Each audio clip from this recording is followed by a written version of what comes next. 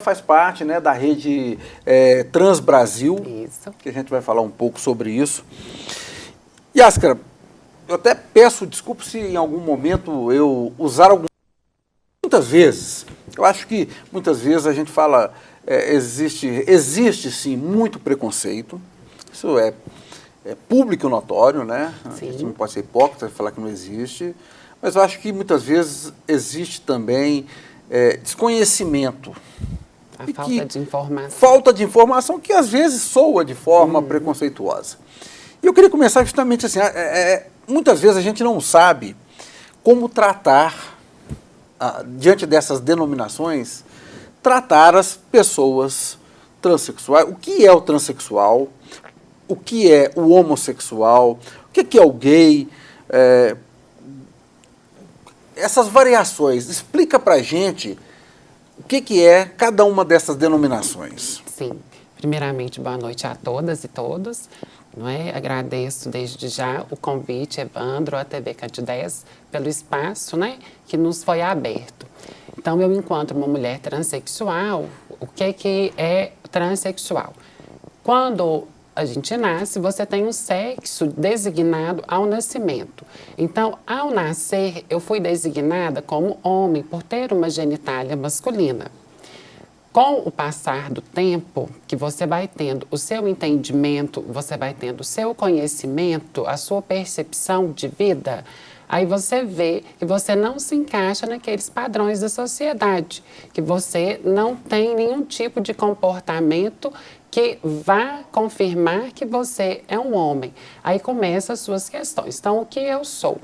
Não é? Então, a ciência vem estudando desde 1904, quando foi a primeira vez que foi falado desse termo transexual, usava transexual psíquico, nos Estados Unidos, não é? Para estar definindo o que seriam essas pessoas, que são designadas de uma forma ao nascimento e depois se reconhece como outras, não é? Então, uma mulher transexual, ao nascer, foi designada como um homem, porque foi levado em consideração somente a sua genitália.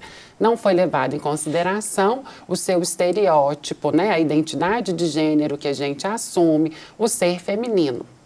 Então, uma mulher transexual, ela foi designada homem ao nascimento, mas ela não é homem, é uma mulher transexual, tá? O homem, quando foi designado homem ao nascimento, não é transexual, a gente chama de cisgênero. Então, ele pode ter uma orientação afetivo-sexual enquanto hétero, se sentir atraído pelo gênero oposto, que é o gênero feminino, ele pode ser gay, que ele vai ser homossexual, não é? Porque homossexual é o gay e a lésbica. O gay é o homossexual masculino. A lésbica é a homossexual feminina, tá?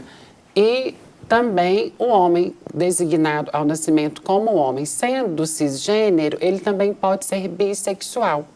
Se orientar afetivo sexualmente por esses dois gêneros, que é o gênero masculino e o gênero feminino. E no contexto da transexualidade, a gente ainda tem os homens transexuais, né, foram designados ao nascimento como mulheres, né, porque foi levado em consideração somente o genital, mas são homens, assumem esses papéis masculinos, o cérebro funcionante é o cérebro de um homem. Temos as travestis, não é? Que as travestis, elas assumem papéis de gêneros. Então, elas transitam nos dois gêneros, tanto no gênero masculino quanto no gênero feminino. Mas com a forma de tratar, elas preferem ser tratadas sempre no feminino. Sim. O que a sociedade passa por a gente ser de uma sociedade extremamente machista, agora que nós estamos desenvolvendo o movimento feminino, não é? Que a gente está querendo assumir esse papel para a sociedade ter um pensamento mais amplo sobre tudo, não é? Então, enquanto a sociedade era exclusivamente machista, que nós mulheres não tínhamos voz, a gente só tinha o que fazer delegado pelos homens, não se via essa discussão, né? Não se via transexuais durante o dia, transexuais no mercado de trabalho. Então, você só via transexual, que a gente nem sabia que existia esse termo, toda mulher transexual era chamada de travesti, de o travesti. Né? Então, sempre muito de uma maneira desrespeitosa. Pejorativo. Isso, não é? Então, a gente está aí com esse movimento, né? A Rede Trans Brasil foi fundada em 2005, eu me filiei à Rede Trans Brasil em 2016, conheci a rede na Conferência Nacional de Políticas Públicas para a População LGBT, que foi em Brasília, em abril de 2016. Não é? Recebi o convite através da Cici Kelly, da Sayonara Nogueira e da Tatiane Aquino, que é a presidente da Rede Trans Brasil. Muitas vezes, acho que, não sei se procede, as pessoas têm a noção de que transexual é aquela pessoa que fez cirurgia. É necessariamente a pessoa que fez a cirurgia de mudança de sexo? Ou tem transexual que não fez? Primeiro, se tratando do Brasil, a legislação brasileira, ela vem o seguinte. Começa a se pensar em transexualismo, que assim é chamado, a gente hoje fala transexualidade porque é uma condição de ser. Mas a forma correta ainda de se chamar é transexualismo, porque consta no CID-10, que é a Classificação Internacional das Doenças, desde 1980, como distúrbio de identidade de gênero na parte da classificação da psiquiatria. Então, para a medicina, eu sou uma mulher doente porque eu sou transexual. Está no CID, está, que é... desde 1980. Porque foi CID é aquela questão que está lá todo mundo que tem problema, acidente de trabalho, quando a pessoa machuca, você tem lá um número. Isso. Então, e nós, transexuais, nós temos esse número ainda, somos considerados e consideradas doentes pela medicina, não é? Então, no Brasil, em 1971, você tem o primeiro caso de transexualismo, onde que o médico Roberto Farina, em São Paulo, fez a cirurgia de mudança de sexo de uma transexual. Quando foi descoberto que o Dr. Roberto Farina fez essa cirurgia, ele teve o seu diploma cassado, ele foi processado por ablação de órgãos. Aí ficam anos sem se discutir nada. Na década de 80, a gente tem o boom do que é ser transexual, porque a gente tem o surgimento de quem? Roberta Close. Com ela surge, né, no SBT. Eu vou te falar, era... A moçada dos anos 80 sabe. A Playboy dela foi um sucesso. Isso. Então, Roberta surge. Fizeram até música para ela. Isso, Erasmo Carlos, né? Deu uma música de presente para Roberta. Roberta surge no programa do Silvio Santos, né? Ganhando os votos do Miss Brasil. Então, quando o Silvio Santos revela que Roberta Close era um homem, aí todo mundo começa a ficar confuso, né? Poxa vida, a mulher mais bonita do Brasil é um homem. Aí começa... novamente, o desrespeito à identidade de gênero. Não respeitaram Roberta, respeitaram Roberto, mas a Roberta teve o seu direito tolhido.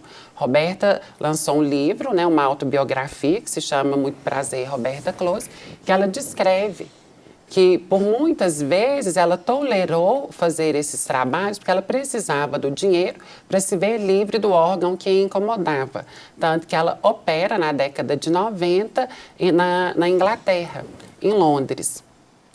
E, de lá para cá, em 1997, o Conselho Federal de Medicina, ele aprova a cirurgia de mudança de sexo, que já era chamada de redesignação sexual, em caráter experimental, somente em hospitais universitários habilitados pelo Ministério da Saúde.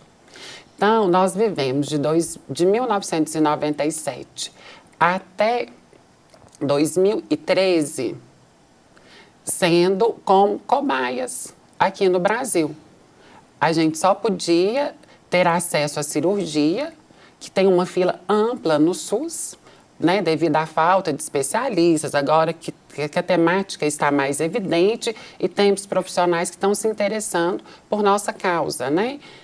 Então, até 2013, ainda a cirurgia no Brasil, que hoje já tem o nome de confirmação sexual, ela era a caráter experimental. em 2011, o SUS faz uma portaria, aprova a portaria, né, para habilitação dos ambulatórios do processo transexualizador, não é? O que é o ambulatório do processo transexualizador? O SUS define, né, quem são os profissionais que são habilitados para estar participando desse ambulatório. E o que vai ser feito nesse ambulatório? Haja vista que estamos no CID desde 1980.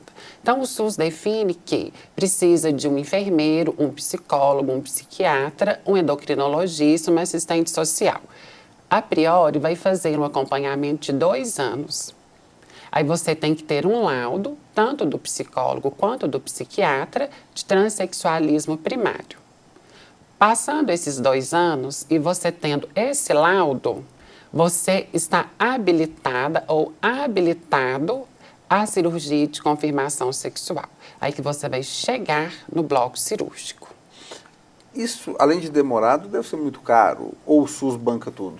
Tudo que é pelo SUS é gratuito, entre aspas, porque o SUS é um convênio que a gente paga através de impostos, né? Só que não tem uma definição clara de arrecadação de impostos para o SUS, haja vista que tem o PL 122, que está há mais de 30 anos na Câmara. Estão tentando resolver essa questão. Para ser aprovado, para que o SUS tenha, de fato, um orçamento anual, sem necessitar de emendas constitucionais e dentre outras coisas que nós sabemos, para diminuir o socateamento do SUS e reerguer.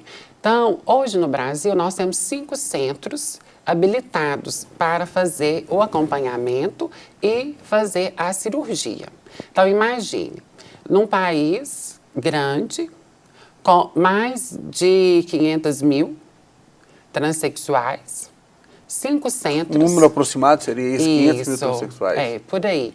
A Rede Trans está fazendo esse mapeamento, não é? A Rede Trans lançou esse ano, em 29 de janeiro, um dossiê que chama Geografia dos Corpos das Pessoas Trans, onde que falam dos privilégios que temos. Mais adiante a gente vai falar um pouco desses privilégios, não é? Que eu gosto muito de falar desses privilégios que nossa população tem. Aí, voltando, então você tem 5 centros habilitados, então cada centro tem um cirurgião e um auxiliar para operar essa fila imensa.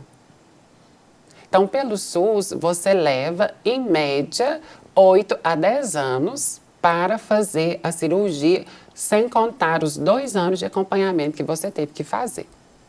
Muita gente deve desistir.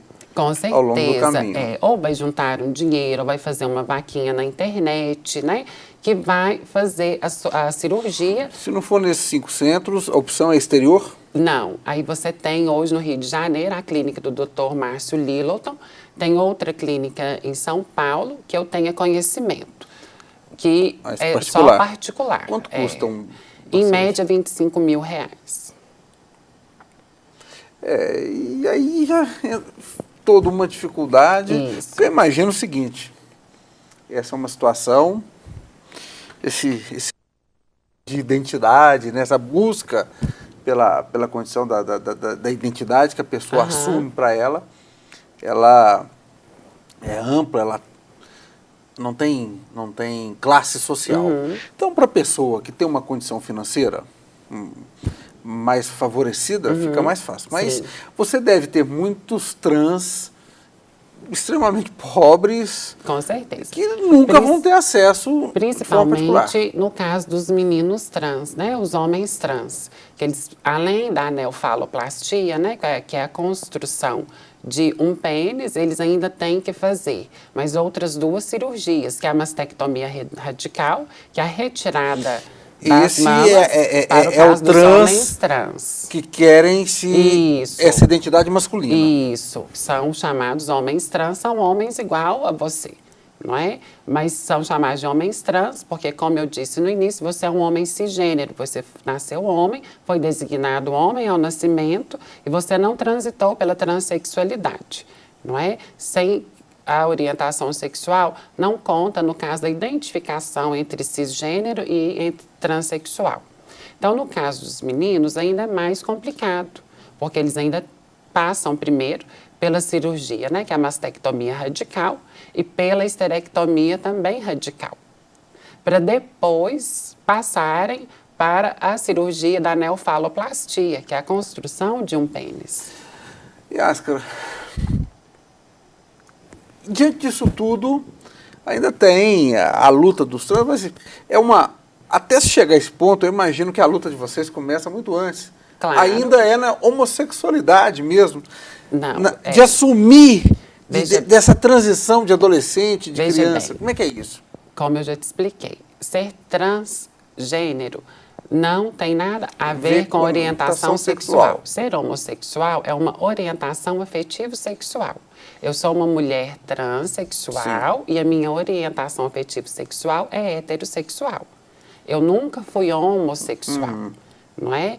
Porque a partir do momento que eu me assumo enquanto homossexual, hoje eu sendo uma mulher transexual, de fato, de identidade e de papel de gênero feminino, então eu teria que ser lésbica.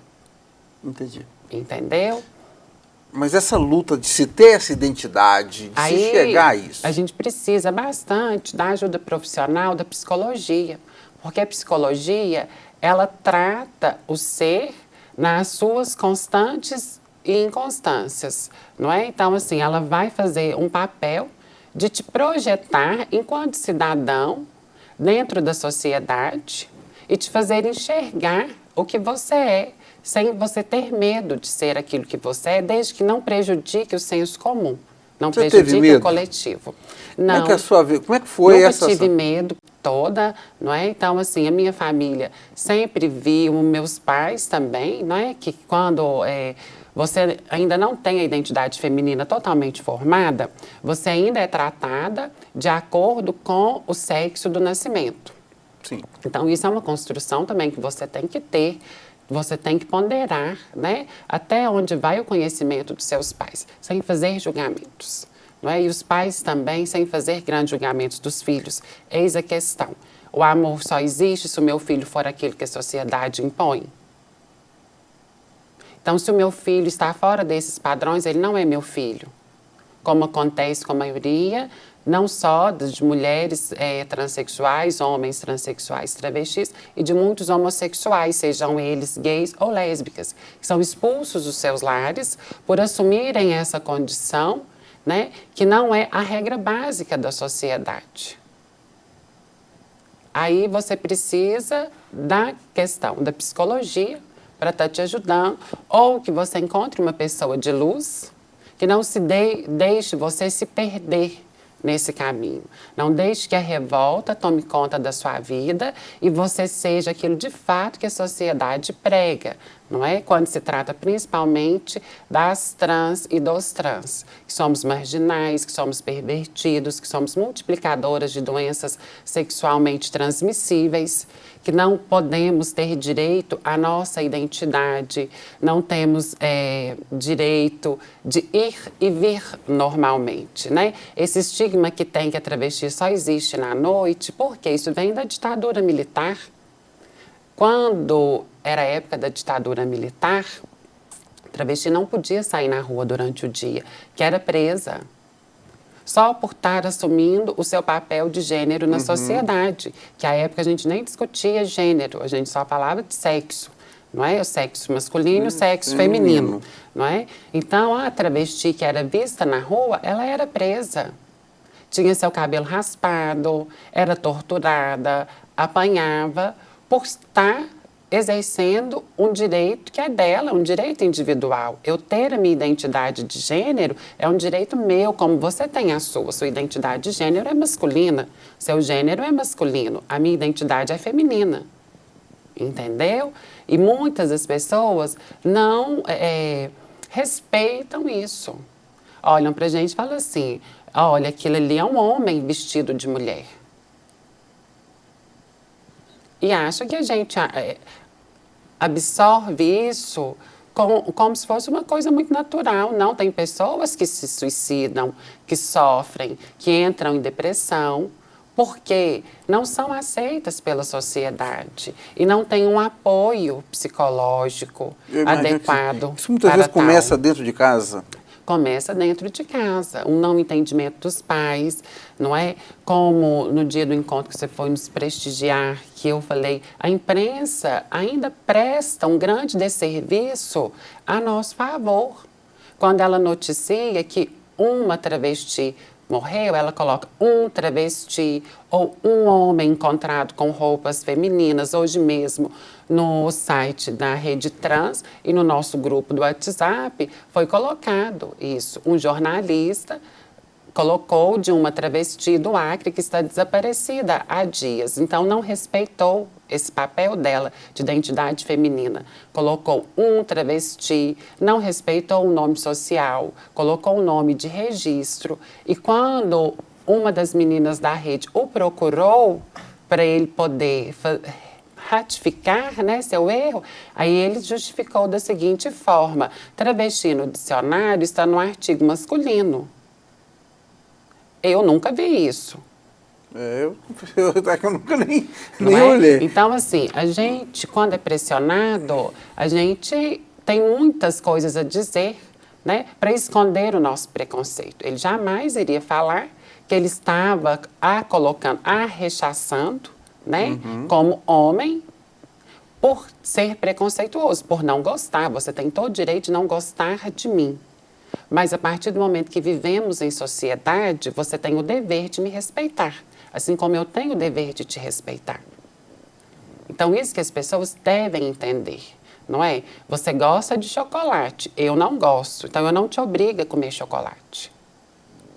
Eu respeito a sua vontade. E as pessoas, a maioria, não entendem isso. E a questão do nome, do reconhecimento, do documento oficial? Aí nós temos portarias, né, no SUS e no MEC.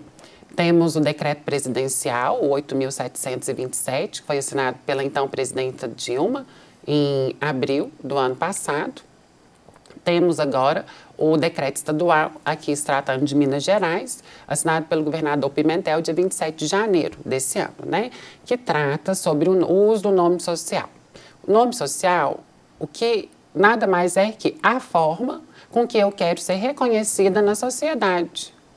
Então, eu quero ser reconhecida na sociedade como Yáscara. Qual que é meu nome social? Yáscara.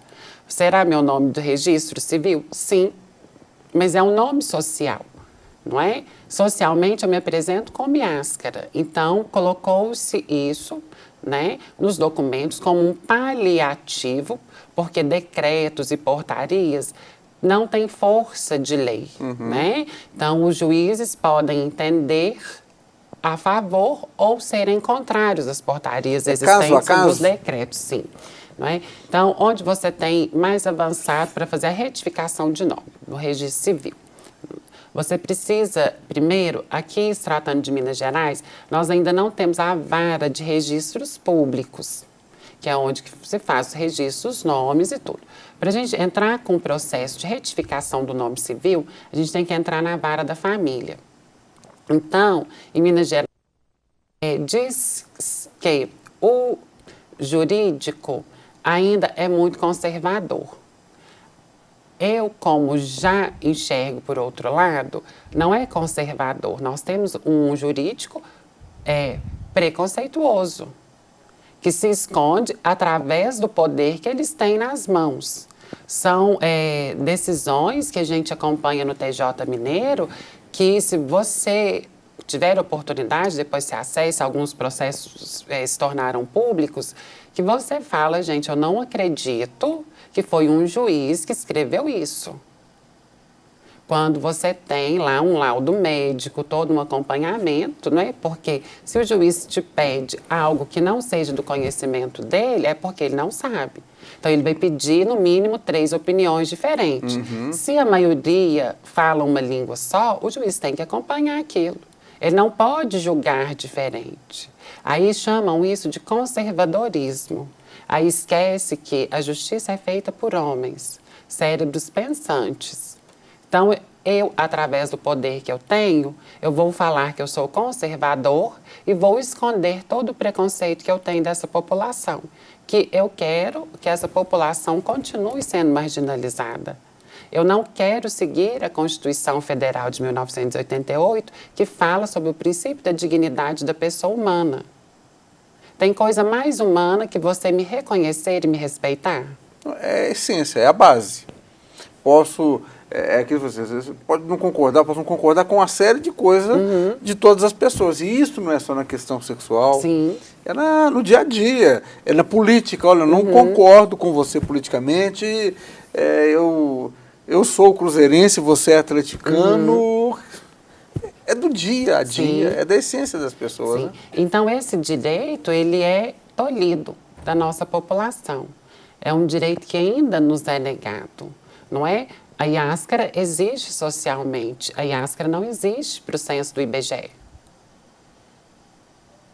Você já conseguiu reverter isso? Ainda não consegui. Por quê? Eu imagino você, com todo esse conhecimento legal, jurídico que você tem, com todo esse envolvimento com a causa, se você não conseguiu, Iáscara, eu fico imaginando a situação de quem está lá numa cidade do interior da Bahia. Lá nós temos grandes defensoras Sim, também. mas quanto mais, então, mais difícil. Quanto mais interior, mais difícil. Mais difícil. Fica, não é? Então, assim, eu ainda não entrei com o processo de retificação, já fiz contato com uma advogada de São Paulo, porque São Paulo tem a vara de registros públicos, não é? Então, é onde que a gente vai fazer a retificação nominal. Então, em média, 90 dias para se conseguir. Aqui em Minas Gerais, demora, em média, 2 anos. E corre o risco de o juiz não deferir a seu favor e você tem que ir para o STF, que vai demorar aí pelo menos mais uns 5 anos. Nossa. Não é? Então, assim, eu fico mais 5 anos sem existir. Respondendo sua pergunta, eu ainda não mudei de preguiça, que eu sou muito preguiçosa, muito acomodada. Confesso, quem me conhece sabe, assim, tem pessoas que viram para mim e falam assim, menina, trabalhado tanto que você trabalha, você ainda fala que você é acomodada, é algo de assustar a gente. Aí eu falo, não. Com relação a isso, por quê? Porque eu tenho uma zona de conforto muito grande, não é? Então, todos os lugares que eu estou, eu sempre sou respeitada. Então, aí você acaba que esquece. Só na hora que você precisa de usar o seu documento, aí que você lembra, gente, até hoje eu não entrei com o pedido de retificação. Mas aí, o outro motivo. Se eu vou defender uma causa, como que eu vou saber até que ponto é importante que eu a defenda, sem nunca ter passado por aquilo? Sim. Isso soa uma falsidade, porque eu não sei realmente. Eu nunca senti na pele, entendeu? Então, assim, o fato... Talvez você esteja fora da curva. Mas para mim é extremamente necessário, que já passei por situação embaraçosa de apresentar o meu documento, o meu registro civil, e a pessoa fica olhando para mim assim. Porque o que a gente chama no mundo transexual, né, e de travestis, a passabilidade. Não é? Então, eu tenho essa passabilidade. Então, você vai olhar para mim, você não vai questionar se eu sou uma mulher transexual, a menos que eu te diga que eu sou. Você vai chegar e vai falar assim, nossa, olha lá, que mulherão tá passando, olha que loura bonita, entendeu? Enquanto a maioria das outras não tem essa passabilidade. Aí são as que sofrem. São as que mais têm problemas, as violações de direitos humanos, não é? As mortes, são as que não conseguem emprego, que o mercado fecha as portas para elas, são as que têm um índice de evasão escolar muito grande, porque não são respeitadas no ambiente escolar, o que é totalmente contraditório. Eu estou indo para a escola para aprender a me socializar enquanto sociedade. Enquanto cidadão, a educação do respeito formal, ela é dentro do lar. É a família que dá. Agora, a educação social, ela vem do coletivo. E onde que é o seu primeiro contato com o coletivo? Enquanto criança? É na escola. Aí você tem uma Câmara de Vereadores aqui em Divinópolis, encabeçada por um pastor, que não quer discutir gênero na escola. Aí colocam uma palavra, ideologia de gênero. Para quê? Para causar um sensacionalismo e para nos deixar ainda mais vítimas dos futuros cidadãos que irão crescer. que vão ser desconhecedores do que a gente passa, que vão continuar sendo machistas, porque discutir gênero é discutir o papel do masculino e feminino na sociedade, não é discutir sexo e orientação sexual. Isso pode entrar como uma disciplina, né, adjacente, mas o papel de discutir o gênero é discutir o papel do homem e da mulher na sociedade. Então, eles colocam essa ideologia de gênero para confundir a cabeça dos pais. Porque a palavra ideologia dá uma conotação. Você vai idealizar assim.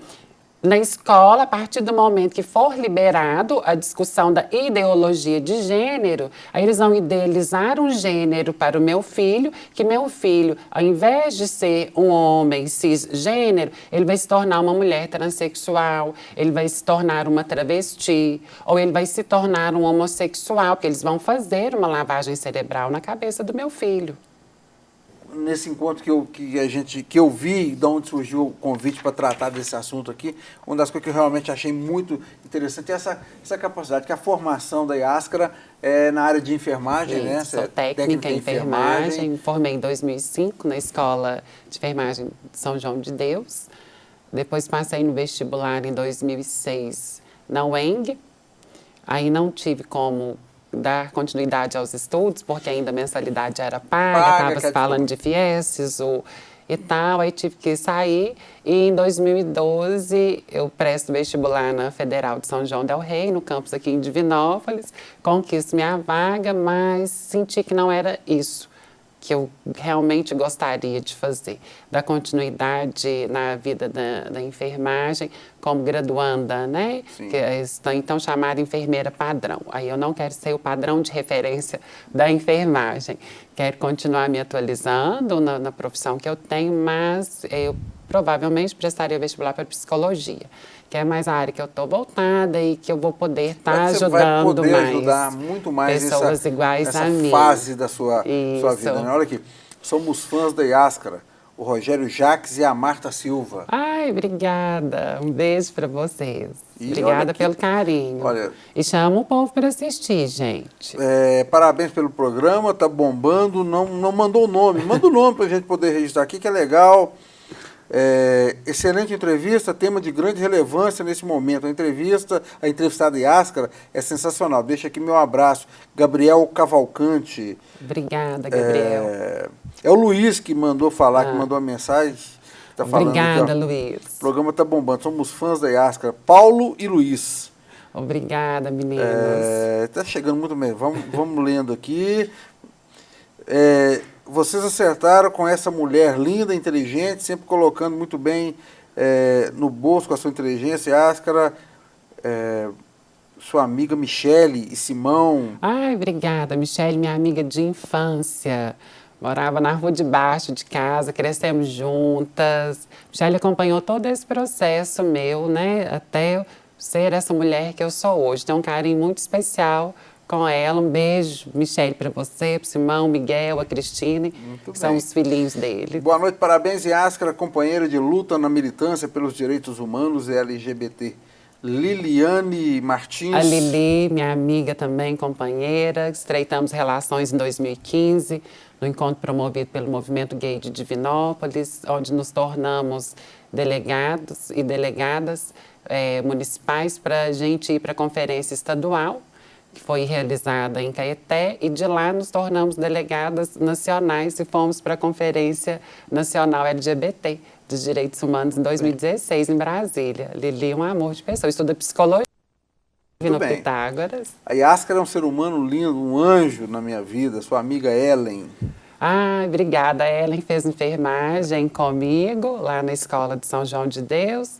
Depois sumiu na vida e agora apareceu de novo. Ainda bem que apareceu, que eu fico mais tranquila. Oi, boa noite. Sofri o mesmo preconceito, porém sou mulher. E ontem, ao entrar em um bar no bairro Cidil, escutei o seguinte, que o bar era só de homem. É o que a gente fala da sociedade machista, né? Heterocis normativa. Né, sociedade fechada, onde que nós mulheres nós ainda somos vistas por muitos como um objeto de desejo, de prazer e um objeto de limpeza, porque a gente tem que cuidar da casa, tem que cuidar de tudo, aí tem que dar prazer ao homem e a gente não pode ter voz. Isso é um exemplo pontual do que aconteceu com essa mulher ontem, não é? Parabéns, Yáscara, nós amamos você, amigos do Polivalente. Ai, obrigada. Vamos ter uma festa, dia 12 de fevereiro, nos reencontramos. Okay. Polivalente, eu tenho um carinho imenso. Ana Paula também, lá da turma, está mandando um abraço. Eu tenho um carinho imenso pelos meninos do Polivalente, porque eu estudei, né, o meu ensino fundamental e meu ensino médio foi todo no Polivalente. Se você me perguntar o que é hoje, né, que chamam de bullying, na nossa época era de fazer chacota, né, era de fazer anarquia, né, hoje deu um nome mais sofisticado, que é o bullying. Então, assim, eu não sei te falar. Os meninos, os próprios meninos, todos me protegiam. Nenhum menino me ressachava. Nenhum menino ria de mim, zombava de mim. Embora eu já tinha todo o meu lado feminino aflorado, que eu sempre tive. Então, assim, aí agora que nós reencontramos, que a turma já tem 18 anos que nós formamos, não é? 18 não, tem 14 anos que nós formamos, então muitos a gente separou e não se viu. Aí agora vamos juntar para fazer o reencontro. Então, para muitos aí foi um choque, né? Saber, mas quem que é a Yáscara? A gente nunca estudou com a Yáscara, né? Então, até eu falar que a Yáscara era eu, agradecer um por um, que aí também você tem que ter todo um cuidado, Evandro, de você não parecer soberba, de você não ser agressiva, porque aquilo que você falou no início do programa, muitas das vezes é um vício oculto, é o que a sociedade te prepara enquanto você me tratar. Então, se você não tem esse cuidado, você vai ficar sozinha também na vida. Então, quando eu expliquei lá no grupo, todo mundo achou o máximo, festa, né? Então, tipo assim, já era o que a gente estava esperando, olha, né? Que mais mensagem. Mulher maravilhosa, inteligente, articulada e tem o maior orgulho de fazer parte de alguma forma da sua vida. Você é linda e arrasa. Beijos, Gersimara. Gersimara, minha amiga que estudou comigo lá no Polivalente. Olha, nós vamos ver o seguinte, nós vamos continuar. A Yáscara vai ver todas as mensagens, tá? Vou passar para ela. Mas se a gente for, olha só a quantidade, se a gente for ficar respondendo todo esse pessoal aqui que ainda não... Nós vamos fazer um programa só de responder mensagens. Tem uma preocupação muito grande. Vou passar para ela quem está mandando as mensagens. Vai até mudar para o tema aí, Túlio, por favor. Senão nós vamos ficar aqui o resto da noite só por conta de WhatsApp. Muita gente, eu tenho certeza que a partir de agora, pode estar querendo informações. E aí, às vezes falta esse horizonte, essa pessoa que possa ser a referência. E eu estou vendo que você tem se apresentado desta forma, né? Para facilitar a vida das pessoas. Como te encontrar? Podem acessar minha página no Facebook, Yáscara Silva, e mandem lá as dúvidas para mim. Se eu não souber responder, eu vou atrás de quem sabe responder. E o importante é a gente se informar e se empoderar. Né? É para isso que nós estamos aqui, para a gente evoluir. E a gente evolui através da informação e do empoderamento. O que se mais destacaria? A gente falou muito, mas assim, de direitos que as pessoas têm, que às vezes são direitos básicos, simples, e que os transexuais não sabem.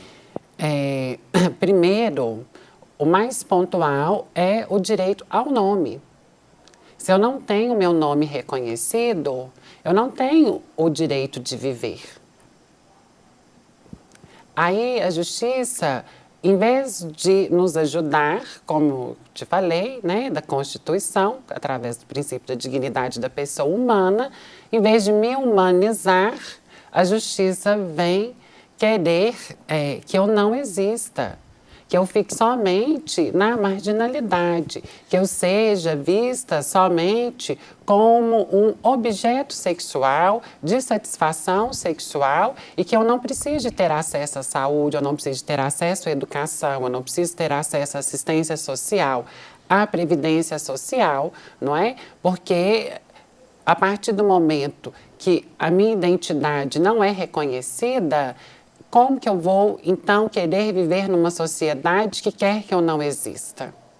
Então, o mais pontual seria, né, e de mais urgente, que o jurídico, a justiça em Minas Gerais, entenda e crie a vara de registros públicos e entenda por que que existe a saúde, por que que existe a educação, por que que existe a segurança pública, porque tudo tem que trabalhar junto. Então, se eu tenho poder nas mãos, mas eu tenho um preconceito e eu abdico daquilo que eu estudei, né? E coloco o conservadorismo como o tema, né? Que, preponderante para que eu não defira os registros, porque, Evandro, aí a pessoa se pergunta assim, mas ela está falando lá que tem que mudar o nome e tal. Aí, então, todo mundo vai poder mudar o nome. Claro, porque o direito é coletivo, o direito não é para um só.